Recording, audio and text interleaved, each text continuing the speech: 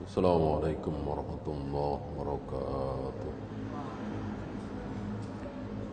إن الحمد لله نحمده ونستعينه ونستغفره ونعوذ بالله من شرور أنفسنا ومن سيئات أعمالنا. من يهده الله فلا مضل له ومن يضلل فلا هادي له. أشهد أن لا إله إلا الله وحده لا شريك له وأشهد أن محمدا عبده ورسوله وبعد. Kita belajar tentang akidah, tauhid, wabil khusus yang berkenaan dengan sifat-sifat Allah. Karena sifat surga, sifat neraka, sifat alam kubur itu juga bagian dari akidah. Nah, yang akan kita bahas ini lebih kepada sifat-sifat Allah. Saya ambilkan dari apa yang ditulis oleh Al-Imam Al-Mujaddid, Ahlul Athar, Ahlul Hadis, Imam Ibnu Qudamah. Beliau mengatakan, Alhamdulillahil Mahmud. Segala puji bagi Allah yang maha terpuji. Bikulli lisanil ma'bud. Dan pujian-pujian kepada Allah yang sangat disukai oleh Allah adalah pujian yang keluar dari lisan hambanya yang bisa memilih. Siapa? Manusia. Kalau malaikat, hewan, matahari, bulan, mereka tidak bisa memilih. Walaupun mereka semua jelas memuji Allah. Adakah bintang yang tidak memuji Allah? Tidak ada. Adakah binatang, hewan yang tidak memuji Allah? Tidak ada. Pernahkah satu ketika, adakah satu masa di mana matahari tidak bersujud kepada Allah? Tidak ada. Sekarang ini matahari sedang bersujud kepada Allah. 5 menit lagi, 10 menit lagi, 15 menit lagi, setengah jam lagi, 1 jam lagi, dan seterusnya selalu bersujud. Ini berdasarkan pertanyaan Nabi kepada salah seorang sahabat. Nabi mengetes, tahukah engkau kemana perginya matahari ketika matahari tenggelam? Kan ketika matahari tenggelam, kita sudah tidak melihat matahari lagi. Nabi bertanya, tahukah engkau kemana perginya matahari itu? Dijawab, Allah wa rasuluhu a'lam. Allah dan Rasulnya yang paling tahu. Jawaban ini hak untuk masalah agama. Adapun masalah dunia tidak boleh menjawab dengan Allahu wa rasuluhu a'lam. Cukup wallahu a'lam. Rasul jangan dibawa-bawa. Adapun masalah agama, halal haram, hak batil, sunnah bid'ah, maka jawabannya Allahu wa rasuluhu a'lam. Ketika Nabi masih hidup. Apa kata Nabi? Kemana perginya matahari ketika matahari tenggelam? Nabi mengatakan, matahari tenggelam kemana? Sujud di bawah arsy. Pernah dengar hadis ini? Matahari tenggelam itu sujud di bawah arsy. Jangan salah faham dengan sabda Nabi sallallahu alaihi wasallam lalu mengkritik Nabi dengan penemuan bahwa matahari itu tenggelam cuman kelihatannya doang. Kan begitu. Matahari tenggelam itu cuman kelihatannya saja. Ya. Kenyataannya matahari itu masih ada. Hanya tidak terlihat oleh kita. Berarti sepertinya ini Nabi ketinggalan zaman. Nabi mengira bahwa matahari tenggelam itu hilang. Padahal sebetulnya matahari tenggelam itu cuma kelihatan tenggelam saja oleh kita. Adapun oleh orang-orang yang ada di sebelah barat kita kan masih ada.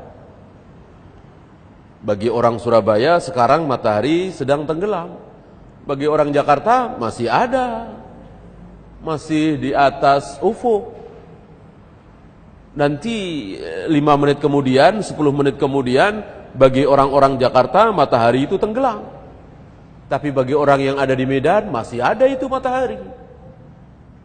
Dan begitu seterusnya, matahari itu tidak pernah tenggelam, selalu ada, tergantung ngelihatnya dari mana.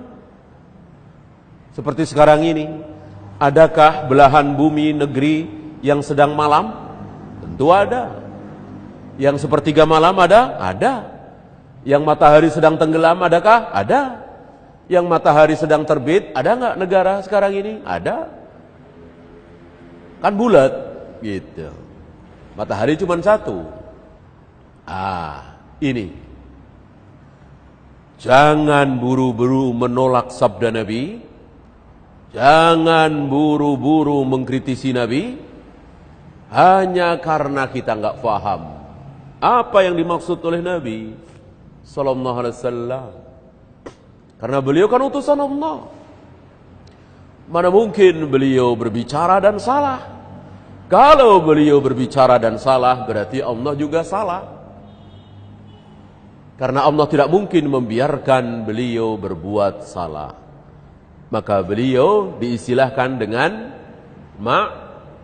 maksum, terjaga dari kesalahan. Ya. Lalu apa maksud Nabi sallallahu alaihi wasallam bahwa matahari itu ketika tenggelam dia sujud di bawah arsy? Mari kita lihat. Pernahkah matahari sejajar dengan arsy? Pernahkah matahari berada di atas arsy? Jawabnya, enggak pernah, enggak mungkin. Jangankan matahari. Matahari kan masih langit pertama, langit dunia. Langit kedua, langit ketiga, langit keempat, sampai langit ketujuh. Itu di bawah arsy. Apa sejajar dengan arsy? Tentu di bawah arsy.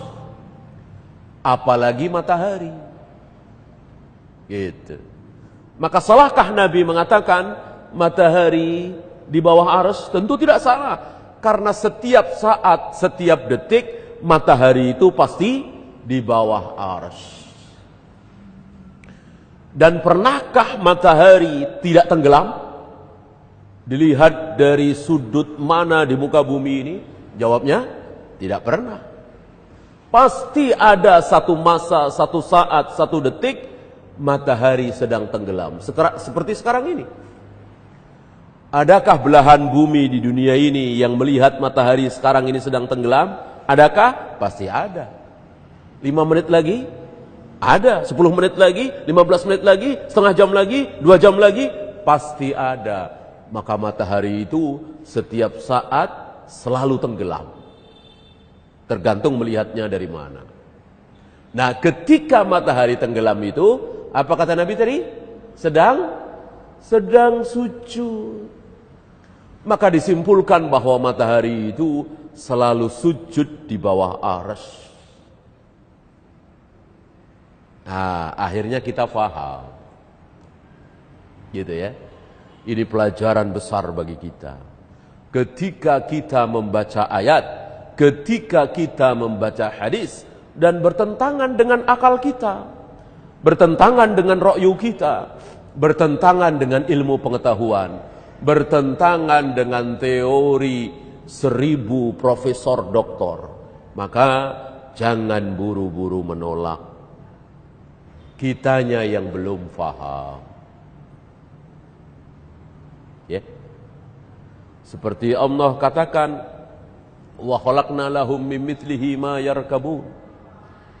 Barangkali kalau kita hidup di hari itu, ketika ayat ini dalam surat Yasin ini turun, kita akan bingung. Wa khalaqna lahum min mithlihi ma yarkabun. Kami juga ciptakan yang mirip-mirip dengan itu semua yang kalian naiki. Ayat itu turun setelah menjelaskan, ayat sebelumnya menjelaskan tentang apa yang kalian kendarai. Disebutkan di ayat itu kuda, unta, keledai, kemudian perahu. Ada lagi enggak? Ada lagi enggak? Kuda, keledai, unta, perahu. Ada lagi enggak?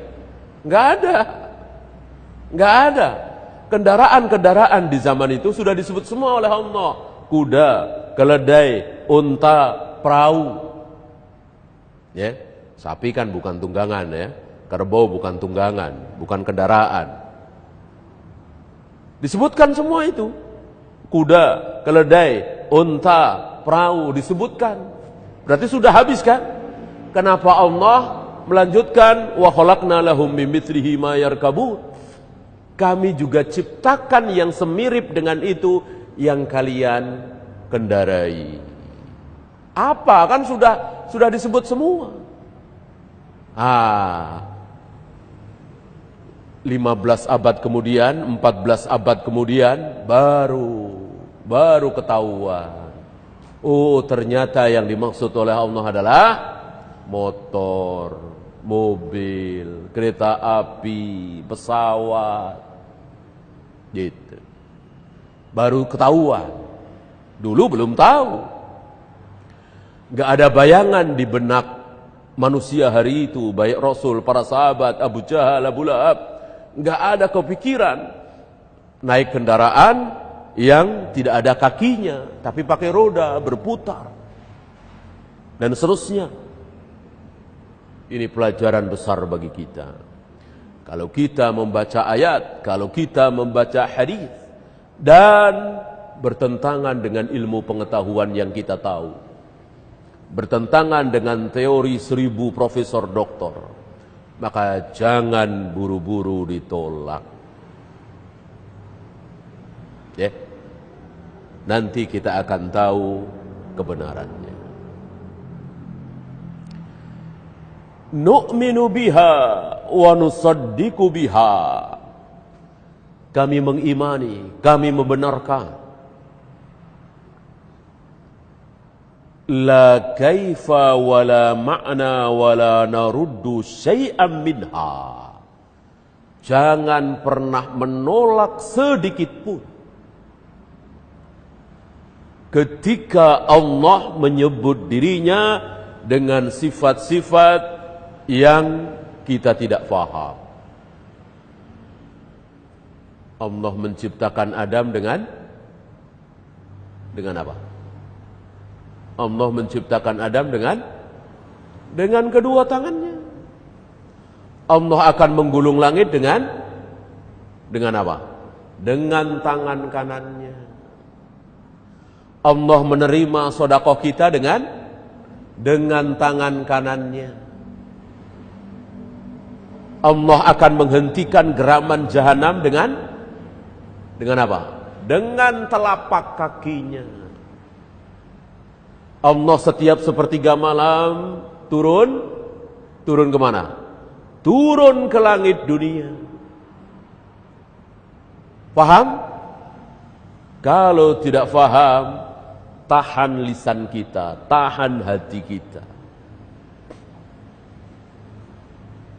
Karena apa yang Allah firmankan, apa yang Nabi sabdakan tentang diri Allah, kita imani. Bukan kita kritisi. Seperti Mu'tazilah, Jahmiyah, Jabariyah, Asy'ariyah, Maturidiyah, itu iya. Oh, so Allah punya tangannya dua, jadi kayak kita dong. Masa Allah turun ke langit dunia setiap sepertiga malam? Kan sepertiga malam itu selalu ada.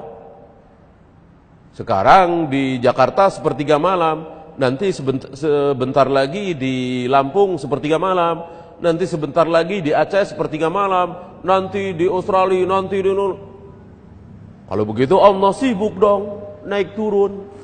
Karena setiap negara itu pasti ada sepertiga malamnya dalam sehari semalam itu. Ini dia. Ini cara berfikirnya orang filsafat, diikuti oleh orang Qadariyah, orang Mu'tazilah, Jahmiyah, Jabariyah, dan seterusnya. Beda dengan Ahlus Sunnah. Ahlus Sunnah meyakini firman Allah, sabda Nabi apa adanya. Jangankan yang seperti itu, seandainya yang lebih aneh dari itu, ya, diyakini seyakin-yakinnya. Apa kata Allah tentang dirinya, diimani oleh Ahlus Sunnah. Karena yang paling tahu tentang Allah siapa? Yang paling tahu tentang Allah siapa? Ya Allah sendiri. Yang paling tahu tentang diri Allah itu Allah sendiri. Setelah itu siapa? Tentu Rasulullah SAW. Bukan orang filsafat itu. Orang filsafat nggak tahu apa-apa tentang Tuhan. Mereka berpikir, akhirnya sampai pada kesimpulan bahwa Tuhan itu begini, Tuhan itu begini, Tuhan tidak begini, Tuhan tidak begini. Tidak mungkin Tuhan begini, tidak mungkin Tuhan begitu. Itu orang filsafat. Karena orang filsafat nggak pakai apa? Nggak pakai wahyu. Orang filsafat pakai ra'yu. Beda dengan para nabi, para rasul, para sahabat. Nggak pakai ra'yu. Pakainya wahyu. Ketika berbicara tentang Tuhan, berbicara tentang Allah, satu-satunya sandaran mereka adalah wahyu. Maka seaneh apapun, kalau itu kata Allah, sami'na wa ata'na. Allah berada di mana? Allah berada di mana? Allah berada di atas arsy. Arsy Allah diapain? Arsy Allah diapain oleh malaikat? Dipikul. Lihat. Kata siapa? Kata Nabi SAW. Ya, 8 malaikat memikul arsy Allah yang jarak antara daun telinganya, telinga terbawah sampai pundaknya berapa? 700 tahun perjalanan. Ini kata siapa? Kata Nabi SAW. Orang filsafat, orang Qadariyah, Mu'tazilah, Jabariyah enggak mau mengucapkan ini. Kok Tuhan jadi kayak manusia raja, duduk di atas singgasana, singgasananya dipikul. Ya. Yang lebih tahu siapa? Rasul apa ente? Beriman enggak ente dengan Nabi Muhammad sallallahu alaihi wasallam? Yang mengatakan seperti itu adalah Nabi kita Muhammad sallallahu alaihi wasallam. Bagaimana mau dibantah? Ya. Yang di tempat itulah, sejajar dengan tempat itulah, Nabi pernah naik. Nabi pernah sampai ke sana. Ya. Sementara Jibril belum sampai. Jibril menunggu di bawahnya. Nabi Muhammad sallallahu alaihi wasallam diberi kehormatan oleh Allah untuk berada di puncak ketinggian itu. Hanya beliau satu-satunya makhluk yang sampai ke tempat setinggi itu, Sidratul Muntaha. Ya. Yang seandainya Allah masih menulis di Lauh Mahfuz, maka Nabi akan mendengar deritan pena itu. Tertinggi, Jibril di bawahnya. Inilah manusia termulia di muka bumi, Nabi Muhammad sallallahu alaihi wasallam. La yakhlu min ilmihi makan. Tidak ada satupun tempat yang tidak diliputi oleh ilmu Allah. Ini yang benar. Yang salah apa? Tidak ada satupun tempat di jagat raya alam semesta yang Allah tidak ada di situ. Ini salah. Ini salah besar. Yang benar apa? Tidak ada satupun tempat di jagat raya alam semesta ini yang tidak ada ilmu Allah di situ. Yang ilmu Allah tidak sampai ke situ. Gitu ya. Kalau Amerika, Eropa, Jepang, ilmu Allah sampai di situ. Tapi kalau goa ini, ilmu Allah nggak sampai ke goa ini. Ini hak apa batil? Itu kalimat yang batil. Nggak ada tempat yang tidak diliputi oleh ilmu Allah. Di langit, di bumi, di dasar lautan, di dalam batu. Tidak ada tempat yang tidak diliputi oleh ilmu Allah. Bukan Allah, zat Allah, tidak. Ini yang disalahfahami oleh orang-orang Jahmiyah, yang diikuti juga oleh tarekat-tarekat Sufia. Apa? Tidak ada tempat di jagat raya alam semesta yang Allah tidak ada di situ. Berarti di masjid ini ada Allah, karena Allah ada di mana-mana. Di Eropa ada Allah, di Asia, di Jepang ada Allah. Di tempat pelacuran ada Allah. Di bawah meja ini, di kolong ini ada Allah. Di saku baju saya ada Allah. Di lubang semut ada Allah. Di comberan ada Allah. Ini penghinaan besar. Ini penghinaan yang luar biasa. Ini ucapan yang tidak pernah keluar dari lisan seorang nabi pun. 124.000 nabi, tidak ada satupun dari mereka yang pernah mengatakan bahwa Allah ada di mana-mana. Di kolong bangku, di kolong meja, di saku baju, di bawah sendal, di mana-mana. Ini kalimat batil. Allahu fi kulli makan. Ini kalimat batil. Allah tinggi, Allah besar, Allah agung, Allah suci. Dan Allah dengan segenap keagungan dan kemuliaannya, Allah berada di atas arsy, bukan di mana-mana. Berarti di kolong meja ini ada Allah? Ya tentu tidak ada. Allah adanya bersemayam di atas arsy. Kalau ilmunya Allah, penglihatan Allah, pendengaran Allah, itu di mana-mana. Tidak ada tempat yang tidak diliputi oleh penglihatan Allah, pendengaran Allah, tidak ada. Ya. Dari situ muncul kalimat batil, makna batil dari la ilaha illallah. Antum tahu makna batil dari kalimat la ilaha illallah, terutama yang keluar dari mulut tarekat-tarekat sufiyah. La mawjuda bihaqqin illallah. Tidak ada yang mawjud, tidak ada yang terlihat dengan hak kecuali Allah. Ini makna batil dari kalimat la ilaha illallah. La mawjuda bihaqqin illallah. Tidak ada yang mawjud, tidak ada yang nampak kecuali Allah. Maka menurut mereka, ketika kita melihat tingginya langit, itulah ketinggian Allah. Ketika kita melihat kedalaman lautan, itulah dalamnya Allah.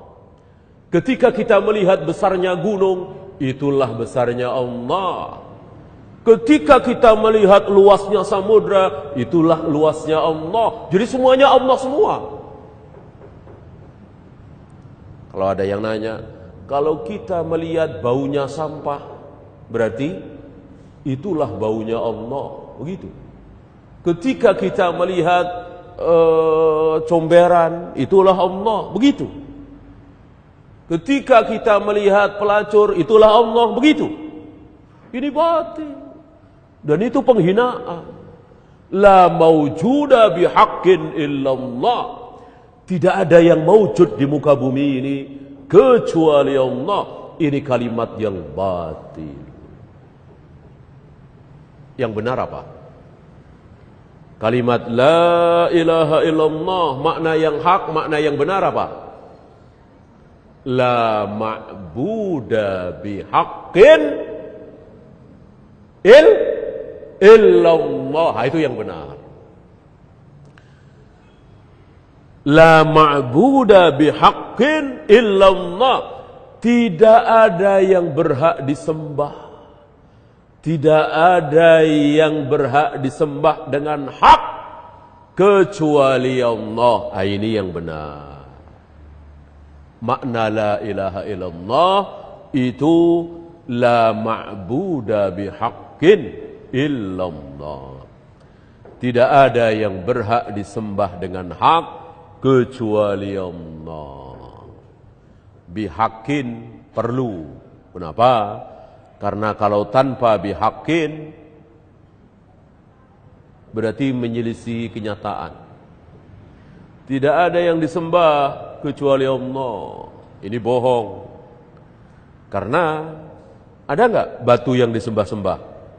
Banyak. Pohon yang disembah ada enggak? Banyak. Manusia yang disembah ada enggak? Kuburan keramat yang disembah ada enggak? Banyak. Berarti bohong dong. Kalau tanpa bihaqqin. Tidak ada yang disembah kecuali Allah. Ini bohong. Buktinya banyak yang disembah. Makanya perlu ada kalimat bihaqqin, yang hak. Memang banyak batu, pohon, kuburan keramat, bahkan manusia disembah-sembah. Tapi kan tidak hak. Penyembahan yang tidak hak. Adapun penyembahan yang hak hanya satu, Allah Rabbul Alamin. Itu yang benar. La ma'buda bihaqqin illallah. Wala yushghiluhu sya'nun an sya'nin. Allah tidak sibuk. Maksud sibuk di sini ribet.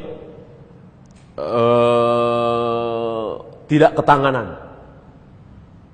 Allah sedang konsentrasi mengatur urusan orang-orang Arab, maka urusan orang-orang Indonesia terbengkelai. Ini tidak mungkin terjadi. Allah sedang sibuk untuk mengatur urusan di satu negeri, maka di negeri lain terbengkelai urusannya. Tidak diperhatikan oleh Allah. Ini tidak mungkin. La yushghiluhu sya'nun an sya'nin. Semuanya diatur oleh Allah, semuanya diperhatikan oleh Allah, dan itu mudah sekali. Allah tidak merasa ribet sedikit pun. Semuanya diatur. Semuanya berjalan sesuai dengan kehendak Allah. Tidak ada yang keluar dari rencana Allah. Walaupun setitik air hujan. Kan sebelum titik air hujan itu jatuh di tanah, di bumi, kan berada di atas dulu. Titik-titik air hujan, entah berapa juta jumlahnya, Allah tahu persis.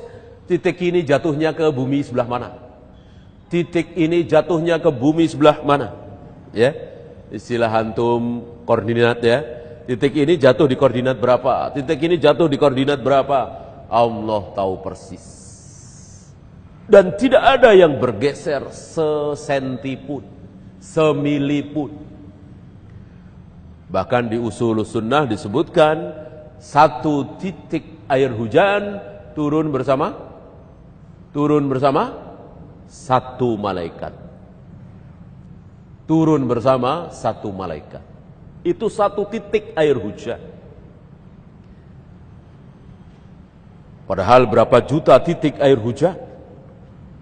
Maka berapa juta, berapa miliar, berapa triliun jumlah malaikat tidak terbayang oleh kita.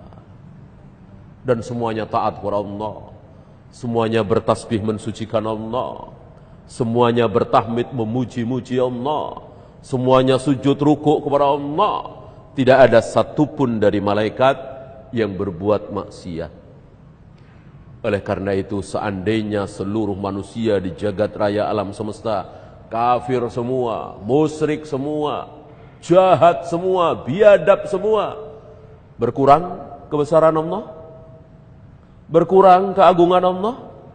Berkurang ketinggian Allah? Tidak sama sekali.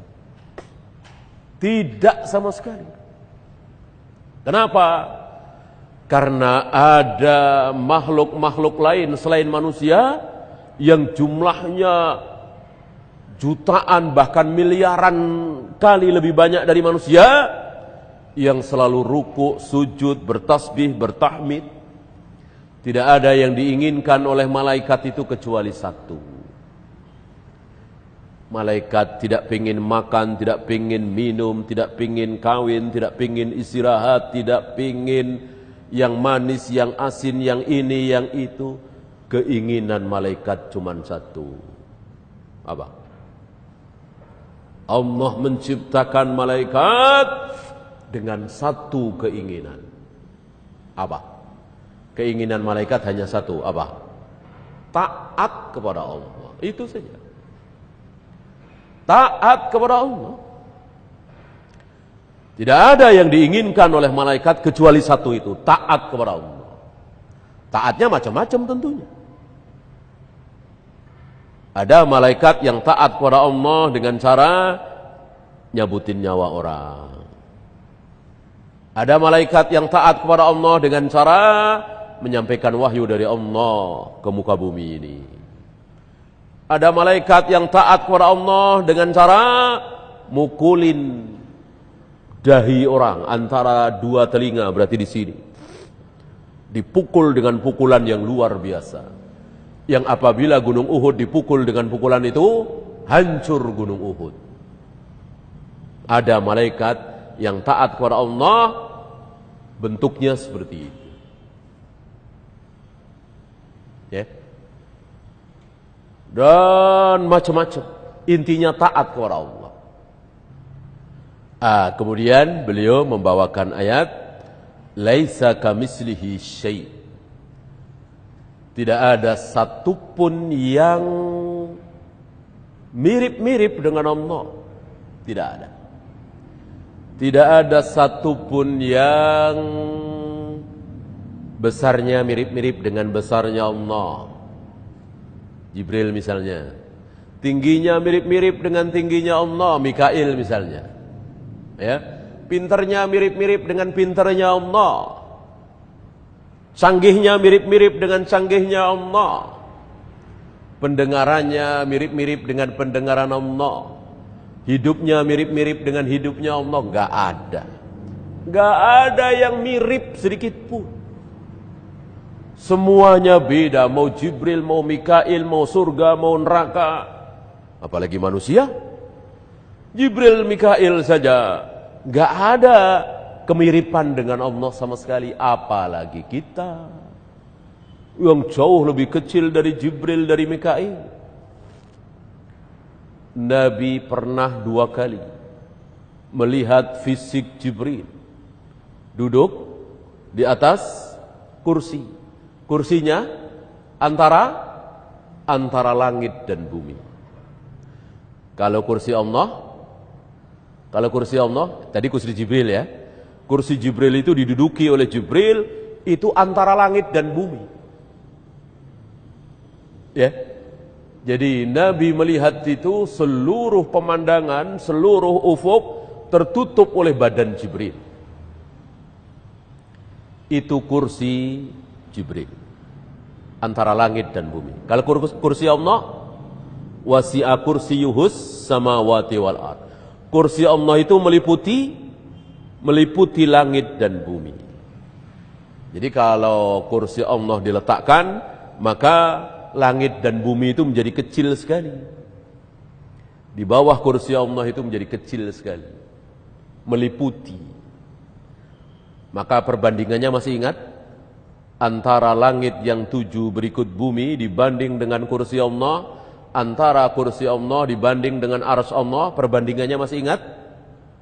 Seperti cincin yang berada di tengah-tengah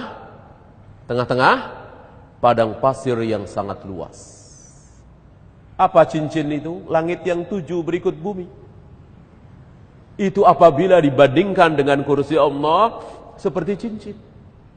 Kursi Allah seperti apa? Seperti padang pasir yang sangat luas. Gitu ya. Kayak apa besarnya kursi Allah? Kayak apa kecilnya langit yang 7? Lalu bagaimana perbandingan antara kursi Allah dengan arsy Allah? Sama. Kursi Allah seperti cincin. Arsy Allah seperti padang pasir yang sangat luas. Bagaimana Allahnya? Arsy-nya saja kita tidak bisa membayangkan betapa besarnya. Di atas arsy itulah Allah berada, Allah bersemayam. Bukan Allah duduk. Enggak ada hadis Allah duduk di atas arsy. Berarti Allah nempel duduk di atas arsy seperti saya duduk di atas kursi ini? Tidak. Allah tidak menempel di makhluk. Arsy Allah makhluk bukan? Arsy Allah makhluk bukan? Jelas makhluk. Arsy Allah itu makhluk. Allah tidak menempel di makhluk. Ba'inun an kulli khalqihi. Salah satu sifat Allah adalah terlepas dari seluruh makhluknya. Tidak menempel, tidak menyatu pada diri makhluk. Berarti Allah tidak menempel di arsy, tapi berada di atas arsy. Entah berapa juta kilometer antara diri Allah, zat Allah dengan arsy itu. Hanya Allah yang tahu. Allah tidak menempel di arsy. Ya.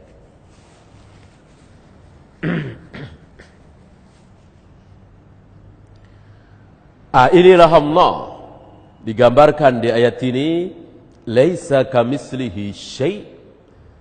Tidak ada satupun yang mirip-mirip dengan Allah.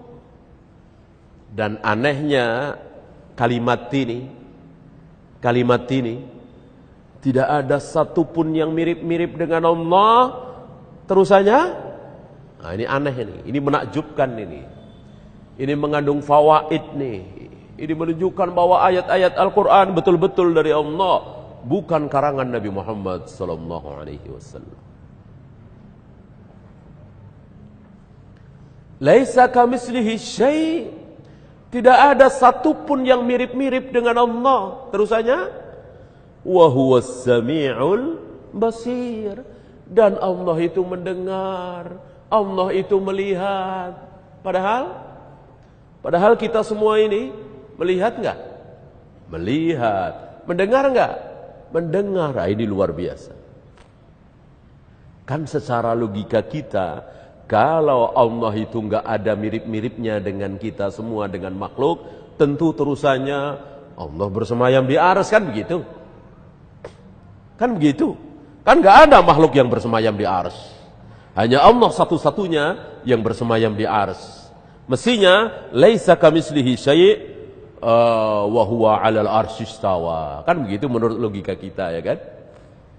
Tidak ada satupun yang mirip-mirip dengan Allah. Makanya Allah bersemayam di arsy gitu. Tapi justru diteruskan dengan sifat yang kita semua punya. Saya, antum, ibu-ibu, siapapun pasti melihat, pasti mendengar. Itu yang dipilih oleh Allah. Bahwa Allah melihat, Allah mendengar. Sama dengan kita semua. Sementara kalimat sebelumnya mengatakan laisa kamitslihi syai'. Tidak ada satupun yang mirip-mirip dengan Allah. Dari sini muncul fawaid bahwa apapun sifat Allah itu pasti beda dengan sifat manusia. Walaupun judulnya sama, walaupun lafadznya sama, melihat, mendengar, hidup, marah, senang, cemburu, apalagi. Itu semua kan kita juga punya. Itu yang kita baca di Al-Quran dan Sunnah kan? Allah senang. Masih ingat kapan Allah senang? Kapan Allah senang? Ketika ada seorang hamba yang bertaubat. Allah senang sekali. Antum baru berhenti dari rokok misalnya. Antum bertekad, saya mau tobat dari rokok. Saya tidak akan merokok lagi. Maka Allah senang sekali. Senang sekali. Melebihi senangnya seseorang yang kehilangan barangnya yang sangat berharga, lalu barang itu dia temukan lagi di tengah padang pasir. Antum bisa bayangkan punya anak cuman satu-satunya, usia TK, hilang, dicari-cari sehari dua hari nggak ketemu-temu, tiba-tiba seminggu kemudian ketemu, ya di jalanan.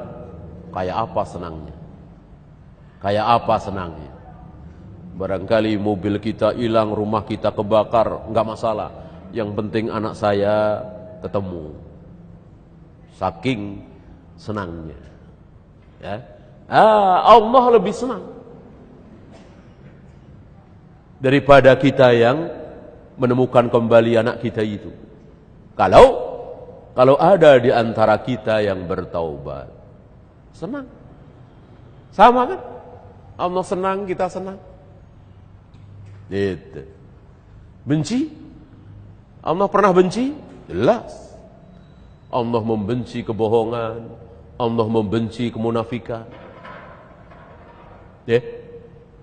Apalagi? Cemburu? Jelas. Wahai Sa'ad, jika engkau pulang, ternyata engkau dapati istrimu sedang bersama laki-laki lain, maksudnya berzina, apa yang akan engkau lakukan? Ini pertanyaan Nabi kepada Sa'ad bin Ubadah. Sa'ad menjawab, ya Rasul, akan aku bunuh dua-duanya. Akan aku bunuh dua-duanya. Nabi tidak menyalahkan Sa'ad. Nabi hanya mengatakan betapa cemburunya Sa'ad. Aku Rasulullah lebih cemburu dari dia. Allah Rabbul Alamin lebih cemburu dari aku. Berarti Allah suka cemburu apa tidak? Jelas. Sama dengan kita. Sama dengan kita. Cemburu, senang, benci, cinta. Allah mencintai orang yang samhan idza ishtara, samhan idza ba'a, samhan idzaqtada. Allah menyukai, Allah menyenangi orang yang mudah ketika membeli, mudah ketika menjual, mudah ketika membayar hutang. Allah senang dengan orang seperti itu. Allah cinta. Berarti sama. Sama apanya? Sama judulnya doang. Ya, lafadznya doang. Gitu. Adapun cemburunya Allah tentu tidak sama dengan cemburunya kita. Senangnya Allah tidak sama dengan senangnya kita. Kalau kita senang kepada seseorang, kita begini. Ketika Allah senang kepada seseorang, Allah pasti begini seperti kita? Tidak. Tidak. Kalau kita benci sama seseorang, kita nggak mau ngasih dia kan? Jangankan harta yang banyak, segelas air juga malas kita ngasih. Orang kita benci sama dia. Antum tahu apa yang Allah berikan kepada Fir'aun waktu itu? Apa yang Fir'aun terima dari Allah waktu itu?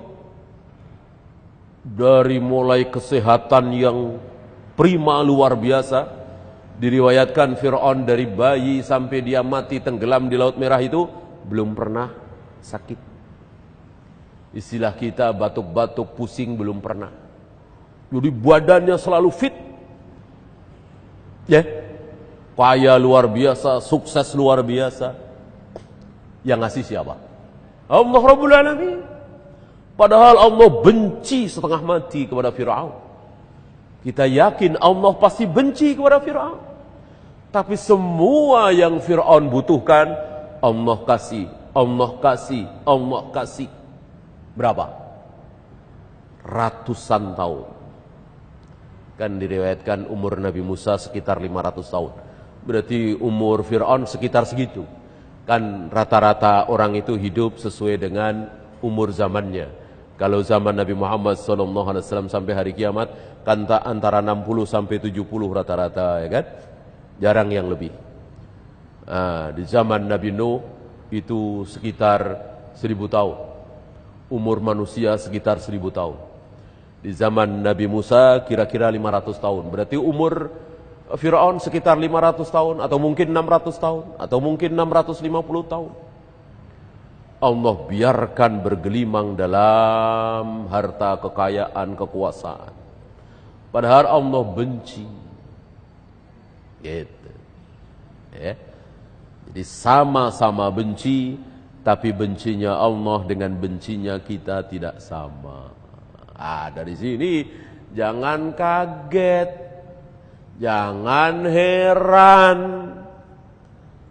jangan panik, jangan nggak faham kalau dibilang Allah punya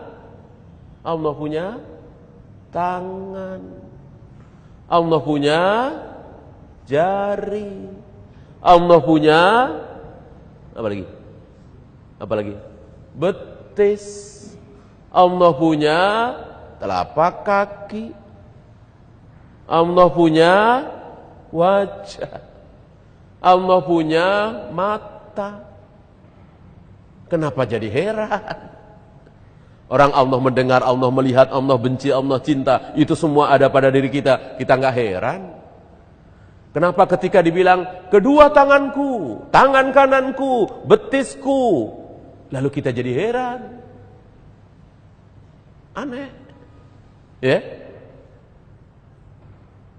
antum pikir ketika Allah mengatakan betisku, lalu kita ngelirik betis kita, oh Allah punya beginian, begitu? Ya, Allah mengatakan telapak kakiku,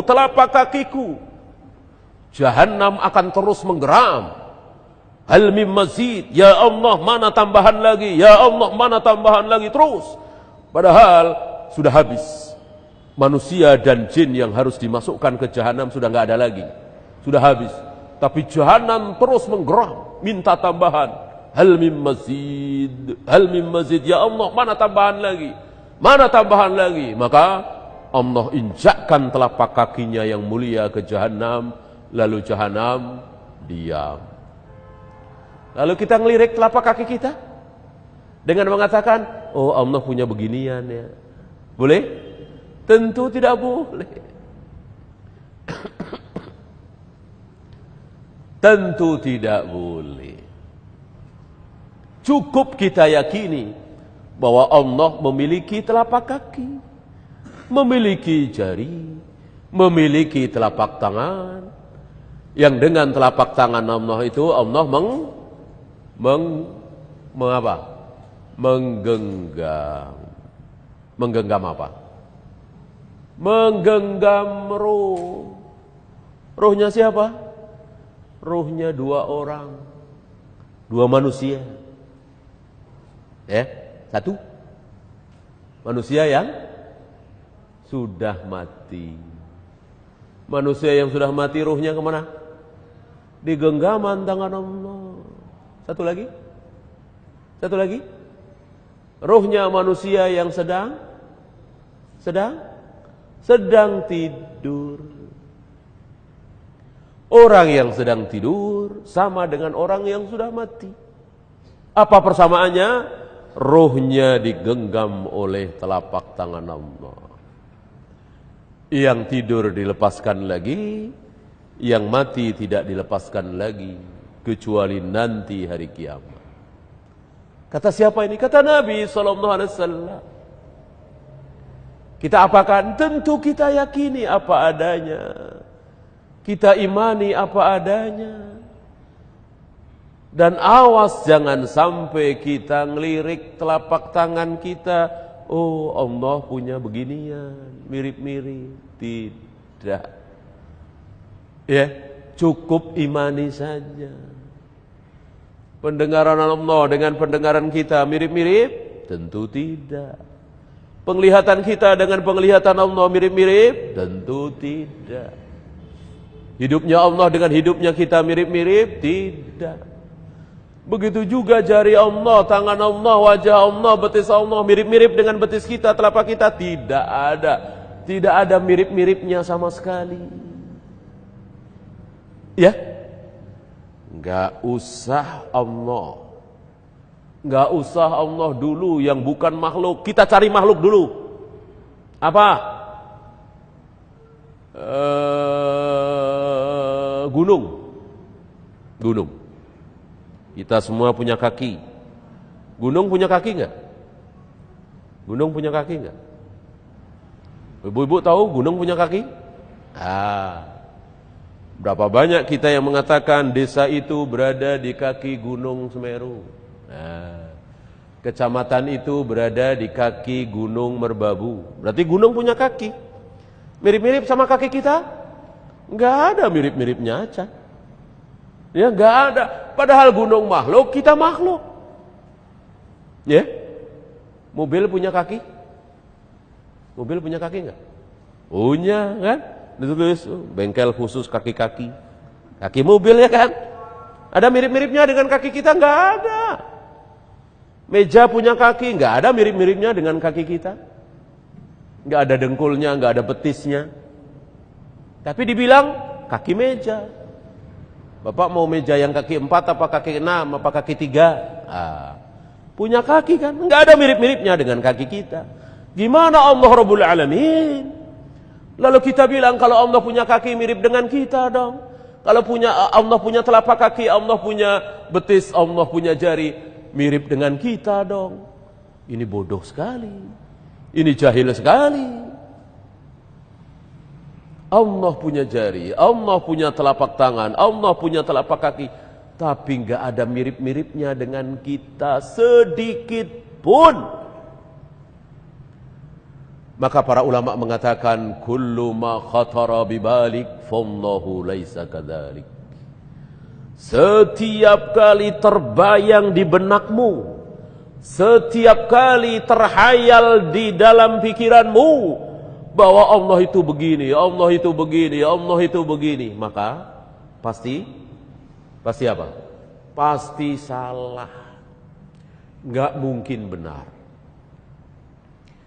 Seandainya Allah kumpulkan seluruh manusia yang pernah hidup di muka bumi, dari manusia pertama Adam dan Hawa sampai manusia terakhir dikumpulkan dalam satu tempat, lalu Allah nyuruh mereka untuk membayangkan tentang diri Allah dengan bayangan yang berbeda-beda, maka pasti semuanya salah, gak ada yang benar sedikit pun. Maka jangan dibayangkan, jangan dilogikakan, jangan dipikirkan, cukup diimani saja bahwa Allah bersemayam di atas arsy. Allah setiap sepertiga malam turun ke langit dunia. Allah akan menggulung langit dengan tangan kanannya. Allah menciptakan Adam dengan kedua tangannya.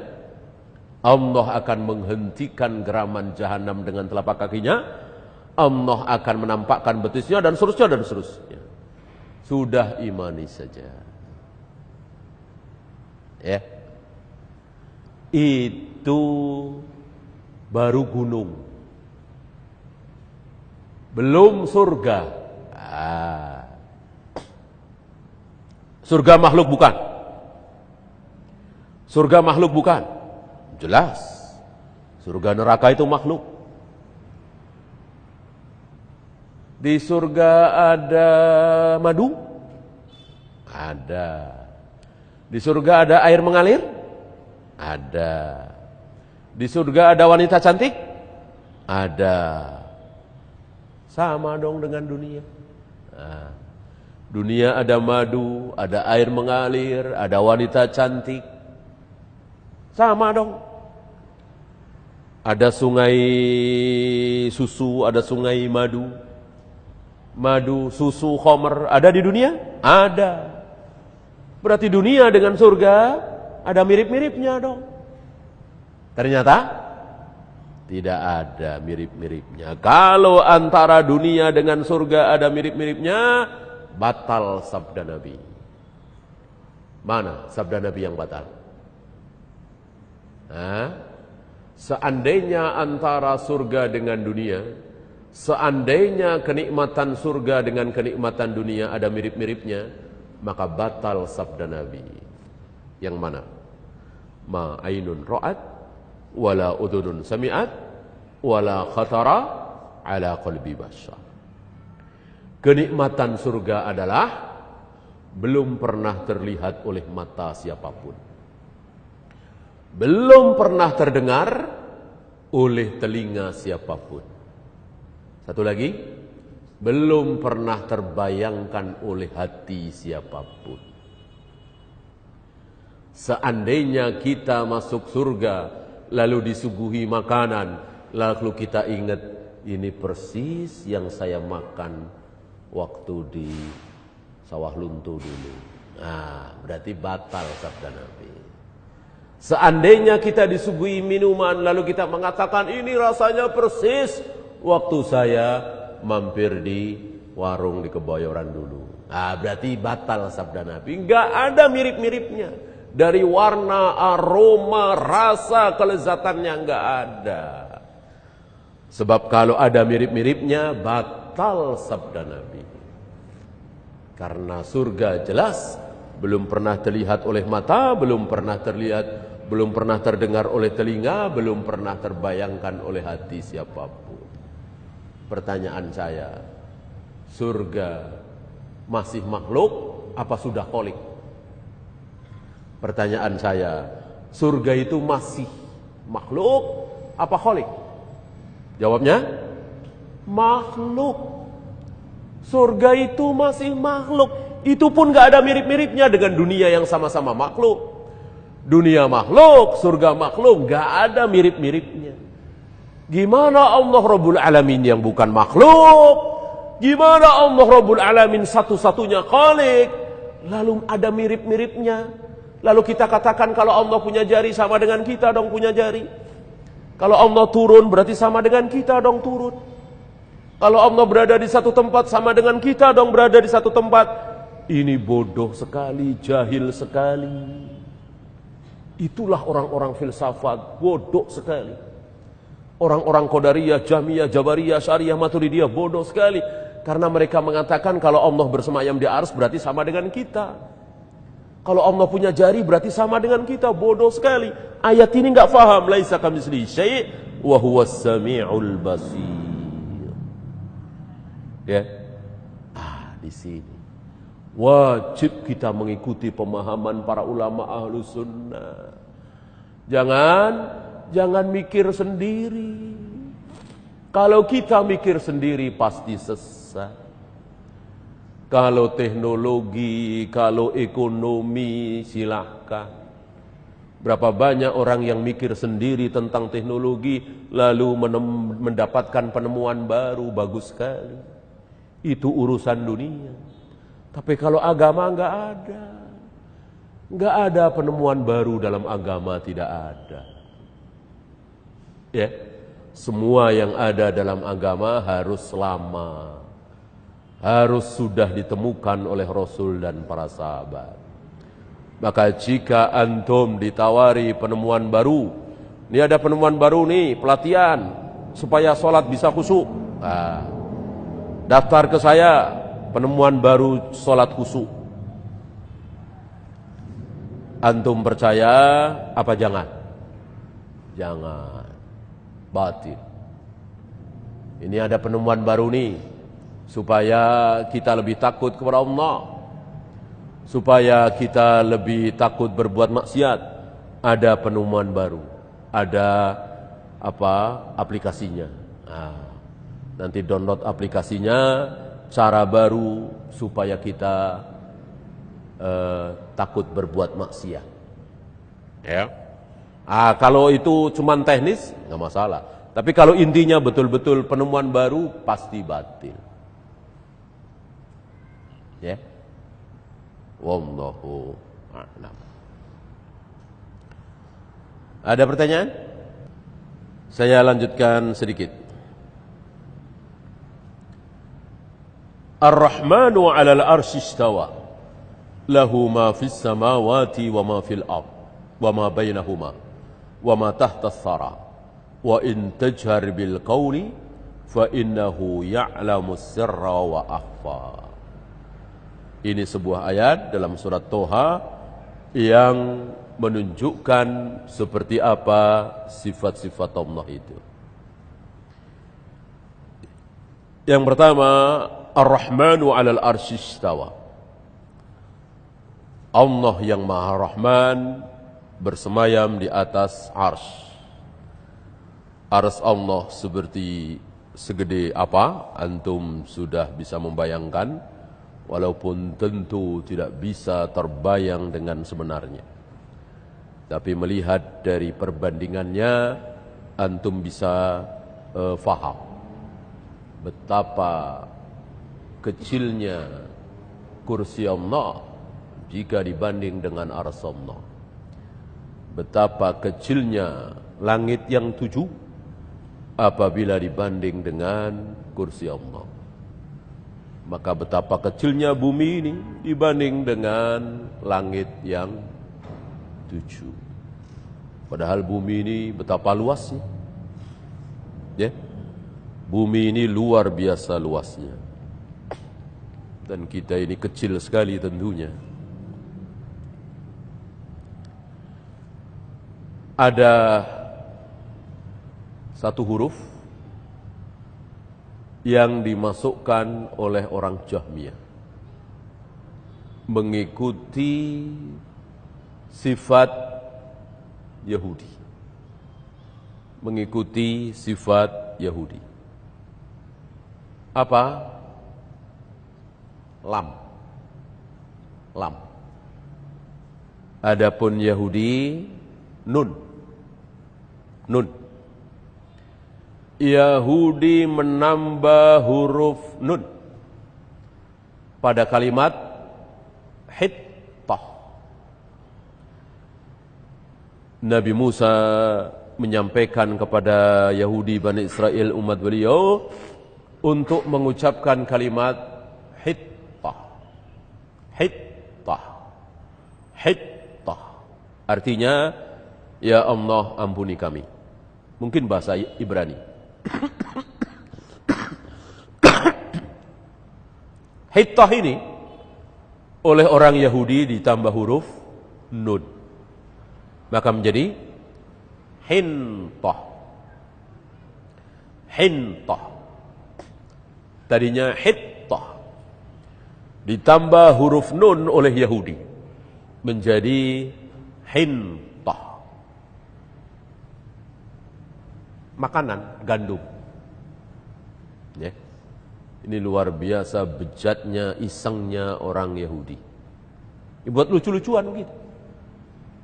Ya, orang biasa merendahkan Allah dengan lucu-lucuan seperti ini. Hittah diplesetkan menjadi hintah ditambah huruf nun. Nah, kelakuan Yahudi ini ditiru oleh sekelompok kaum muslimin yang ditipu oleh manusia bejat bernama Jaham bin Safwan. Jahmiyah. Apa kata orang Jahmiyah tentang lafaz Ar-Rahmanu 'alal arsy istawa? Kalau Yahudi menambah huruf nun, kalau Jahmiyah menambah huruf lam, maka istawa menjadi istaula. Ar-Rahmanu 'alal arsy istawa ay Ar-Rahmanu 'alal arsy istaula. Apa istawa? Bersemayam. Kita semua tahu. Apa istaula? Menguasai setelah mengalahkan. Menguasai setelah mengalahkan. Berarti mereka memaknai Ar-Rahmanu 'alal arsy istawa dimaknai dengan Ar-Rahmanu 'alal arsy istaula, yaitu Allah menguasai arsy. Bukan bersemayam berada di atas arsy, bukan, tapi menguasai arsy. Dan menguasainya setelah mengalahkan. Karena menurut kaidah bahasa Arab yang benar, istaula itu menguasai setelah mengalahkan. Ketika ada orang berkuasa di negeri itu, lalu saya kalahkan penguasa itu, lalu saya berkuasa di negeri itu, berarti saya istaula terhadap negeri itu. Maka menurut mereka, menurut kaidah bahasa Arab, istaula berarti Allah, berarti dulu ada Tuhan selain Allah menguasai jagat raya alam semesta, lalu dikalahkan, dibunuh oleh Allah. Lalu Allah lah yang menjadi penguasa tunggal jagat raya alam semesta. Hak apa batil ini? Hak apa batil ini? Tentu sebatil-batilnya. Berarti dulunya ada Tuhan lain selain Allah. Kalau istawa itu dimaknai dengan istaula. Ya. Tapi begitulah Jahmiyah. Karena jahilnya mereka memaknai Ar-Rahmanu 'alal arsy istaula.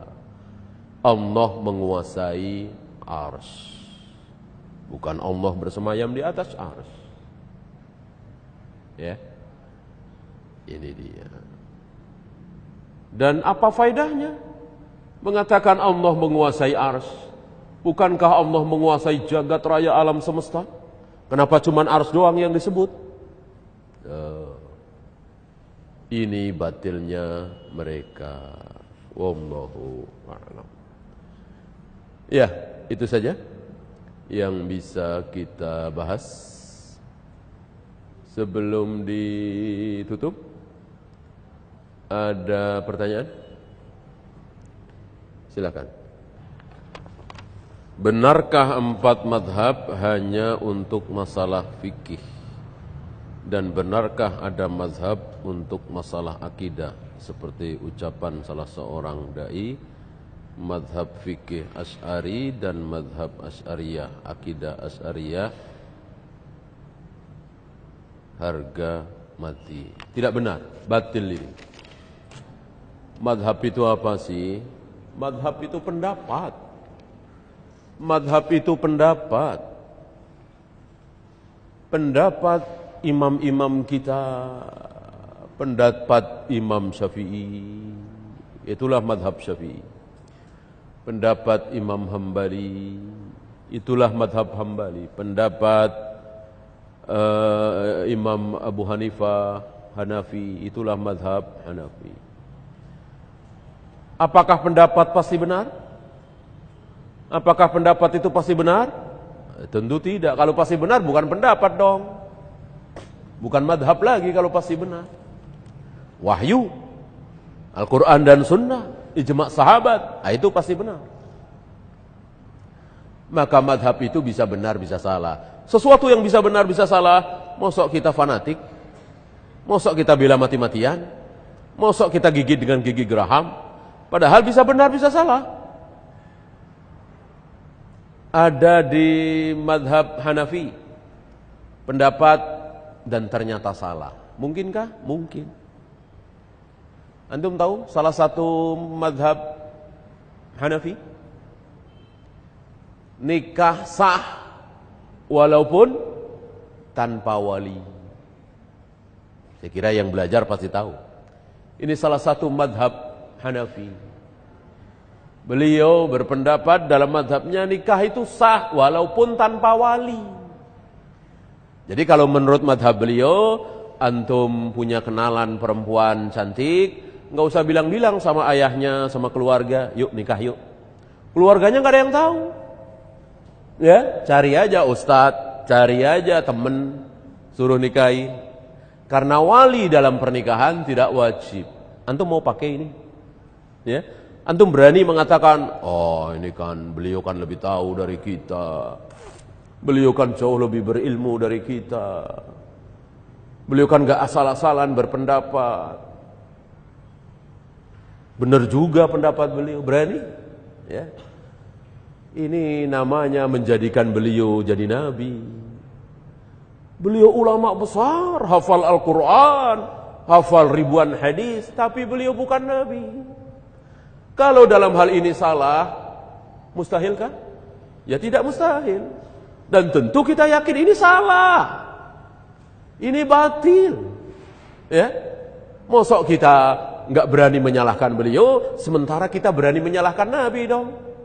Kan yang mengatakan man nakaha bi ghairi waliyin wa syahidai adlin fanikahuha batilun, fanikahuha batilun, fanikahuha batil. Barang siapa yang menikah tanpa wali dan tanpa dua orang saksi laki-laki, maka nikahnya batal, nikahnya batal, nikahnya batal. Yang ngomong seperti itu siapa? Nabi Muhammad SAW. Lalu karena kita tidak berani menyalahkan Imam Hanafi, lalu kita salahkan Nabi dong. Nabi jangan begitu dong. Masuk main membatal-batalkan saja. Kan Abu Hanifah juga punya hujah. Ngomong begitu? Ya. Tentu yang benar adalah Rasulullah SAW. Nabi yang mengatakan bahwa nikah tanpa wali batal. Maka tentu dengan segala hormat, tanpa mengurangi rasa hormat kita kepada Imam Hanafi, dalam hal ini Imam Hanafi salah. Salah ya salah, batil ya batil. Walaupun beliau tetap imam, mujtahid, ijtihad beliau berpahala 1, tapi salah kita katakan salah. Gitu ya. Itu masalah fikih. Masalah akidah bagaimana? Ya salah. Misalnya ada imam mazhab mengatakan bahwa Allah ada di mana-mana, ya wajib kita katakan salah. Karena yang benar Allah bersemayam di arsy. Ya, sekarang sudah bukan zamannya lagi. Ya kita hormati mazhab, ya hormati, tapi ya salah. Gitu. Jangan diakomodir kesalahan. Antum mau zaman kelam, ya sebelum tampilnya dakwah Syekh Muhammad bin Abdul Wahab di Mekah, antum tahu apa yang terjadi? Salat subuh berapa kali di sana? Pernah dengar? Salat subuh 4 kali. Salat duhur 4 kali. Salat asar 4 kali. Salat maghrib 4 kali. Salat isya 4 kali. Demi apa? Demi mengakomodir mazhab-mazhab itu. Hormati dong mazhab-mazhab itu. Nah mazhab kan ada 4 yang paling besar. Ada Hanafi, ada Maliki, ada Syafi'i, ada Hambali. Maka sekarang sholat subuh diimami oleh imam madhab Hanafi. Makmumnya madhab Hanafi semua. Selesai, baru salat subuh kedua. Diimami oleh madhab Maliki. Makmumnya semua bermadhab Maliki semua. Setelah itu salat subuh ketiga, madhab Syafi'i. Terakhir madhab Hambali. Nanti salat duhur begitu lagi. Entah berapa tahun mau seperti itu. Ya, hanya gara-gara tidak berani mengatakan ini salah. Mengakomodir, oh ini kan imam madhab, ini kan kiai haji, ini kan ulama, ini kan syekh, kan beliau punya hujah, jangan disalahkan. Padahal udah jelas bertentangan dengan ayat. Gitu.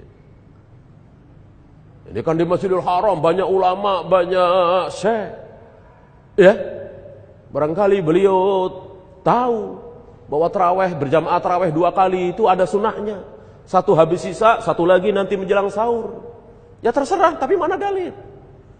Mana ada contoh zaman Rasul para sahabat di satu masjid berjamaah salat tarawih 2 kali. Satu habis sisa, satu lagi menjelang sahur. Kan kebenaran milik Allah dan Rasulnya. Yang sudah dipraktekkan oleh para sahabat, mana? Baru ini manhaj. Baru ini pelajar. Baru ini matang. Jadi nggak takut mana sama syekh siapapun, ulama siapapun.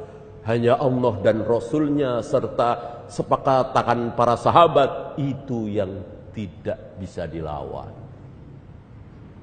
Ya, itu musibah besar. Alhamdulillah tampil dakwah Syekh Muhammad bin Abdul Wahab. Ya, habis praktek fanatik madhab. Fanatiklah kepada Allah dan Rasulnya saja. Karena kebenaran itu milik Allah dan Rasulnya, bukan milik madhab. Apakah termasuk munafik jika kita tidak menyukai sifat teman tapi tetap berbuat baik? Tidak, justru ini bagus sekali. Ini bagus sekali. Sangat bagus sekali. Berarti antum nggak tahu munafik itu apa. Munafik itu kafir. Munafik itu kafir. Tapi pura-pura sholat, pura-pura jihad, pura-pura jumatan, itu munafik. Ya, hatinya apa, ngomongnya apa, itu bukan munafik. Ya, justru bagus sekali. Antum benci sekali kepada si fulan karena kelakuannya buruk, tapi antum senyum, memberikan salam, itu bagus sekali, bukan munafik. Ya. Alam barzah itu seperti apa gambarannya? Alam kubur. Alam kubur. Wa bainahuma barzakhun ila yaumi yub'atsun. Antara yang hidup dengan yang mati itu ada barzakh. Apa barzakh? Dinding tebal yang tidak bisa ditembus. Artinya, orang yang sudah mati dengan orang yang masih hidup tidak bisa berhubungan dalam bentuk apapun. Termasuk ketika kita mimpi melihat nenek kita yang sudah meninggal, ayah kita yang sudah meninggal, berarti kita sedang berhubungan dengan nenek kita, ayah kita yang sudah meninggal? Tidak. Itu sekedar mimpi. Bahkan ketika kita mimpi melihat Nabi SAW, apakah berarti kita sedang berhubungan dengan Nabi SAW? Jawabnya tidak. Banyak dalil tentang alam barzakh, tentang alam kubur. Ada yang disiksa sampai hari kiamat, Fir'aun dan bala tentaranya. Ada yang disiksa selama beberapa hari, beberapa bulan saja, habis itu ditidurkan. Ini kaum muslimin yang sering kencing, tidak cebok, yang namimah. Ya. Ada yang tidak disiksa, langsung ditidurkan. Ada yang berterbangan. Ada yang di bawah konadil, di bawah arsy, kindil-kindil di bawah arsy. Macam-macam keadaan orang di alam barzakh. Bagaimana dengan surga di bawah telapak kaki ibu? Apakah ini hak atau batil? Iya, ini sabda Nabi sallallahu alaihi wasallam. Tapi bukan al-jannatu tahta aqdamil ummahat, bukan. Kalau ini dhaif. Yang sahih begini. Waktu itu ada seseorang yang mendatangi Nabi ketika sebentar lagi mau berangkat jihad. Orang ini mengatakan, "Ya Rasul, aku harus ikut jihad ini. Tetapi aku meninggalkan ibuku yang sudah tua renta." Kata Nabi, "Pulanglah. Pulanglah. Kenapa? Karena surgamu ada di telapak kakinya." Nah, ini sahih. Kalau yang tadi dhaif. Maksudnya sama tentunya. Bagaimana menyikapi seseorang yang berbeda memahami fikih safar tanpa mahram dan membolehkan karena adanya ijtihad? Kalau dia ulama, enggak masalah. Kalau dia ulama seperti Abu Hanifah tadi, berijtihad, boleh nikah tanpa wali, ya. Dimaafkan beliau karena beliau ulama. Salah, jelas salah, tapi beliau dapat dosa apa dapat pahala? Imam Hanafi berijtihad bahwa nikah tanpa wali sah. Jelas ini salah. Beliau dapat dosa apa dapat pahala? Dapat pahala 1 karena beliau ulama mustahid. Nah, kalau kita yang bukan ulama ini enggak boleh, bukan dapat pahala, malah dapat dosa. Nah, yang ditanyakan ini insyaallah bukan ulama ya. Mungkin ustadz saja atau teman saja, tapi berani-beraninya dia mengatakan, "Saya berijtihad, safar tanpa mahram itu enggak apa-apa. Yang penting aman, banyakan perempuan berlima, bersepuluh." Maka tinggalkan orang seperti ini. Jangan diambil ilmunya, bahaya. Bahaya, karena dia sombong kan? Sombong. Kenapa enggak menukil pendapat Syekh Albani saja? Kenapa enggak menukil pendapat Syekh bin Baz saja? Kenapa tidak menukil pendapat Imam Syafi'i? Kenapa dia menyaingi? Ya, tidak pantas diambil ilmu. Walaupun ini masalah sepele menurut dia. Ya, bukan masalah akidah. Tapi ini kan menunjukkan kesombongan dia. Dan bahaya orang seperti ini diambil ilmunya. Wallahu a'lam. Ya, itu saja yang bisa kita bahas. Kita akhiri, subhanakallahumma bihamdika asyhadu an la ilaha illa anta astaghfiruka wa atubu ilaik. Assalamualaikum warahmatullahi wabarakatuh.